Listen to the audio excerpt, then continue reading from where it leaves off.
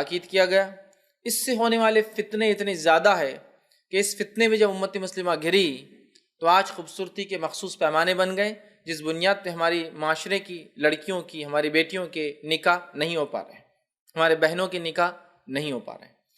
جس خوبصورتی کے معیار کی بنیاد پر لڑکوں کی جوانیاں یوں ہی برباد ہو رہی ہے، اس لیے کہ انہیں اس معیار کے لیول پر جانا ہے، تبھی وہ شادی کر پائیں گے اس لڑکی سے۔ اس خوبصورتی کے بیکار سے بنیادوں کے اور سجا اور سنگھار کے جو اسلامی اصول اور شریعت کہ ہم نے نہیں جانے، اس کے نتیجے میں جو نقصان ہم بھگت رہے ہیں اور جو فیوچر میں بھگتنا پڑے گا، اگر آج ہم سنبھل گئے اور اس فیشن پرستی سے نکل کر آ گئے اور کتاب و سنت کے مطابق زیب اور زینت اور سنگار ایک عورت کا کیسا ہو اگر ہم نے نہ جانا، نہ سیکھا، اگلی نسلوں میں نہ ٹرانسفر کیا، یاد رکھیے تو آنے والے حالات بد سے بدتر ہو جائیں گے۔ زنا اس سماج اور معاشرے میں عام ہو جائے گا، اس لیے کہ ایک آدمی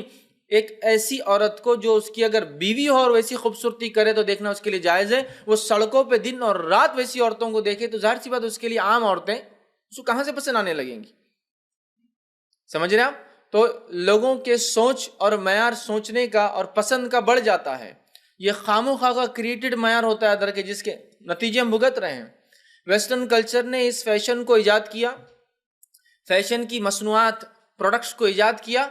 اور خود وہ جو ہے اس سے بڑی ذمہ ہو کر بیٹھے ہوئے ہیں۔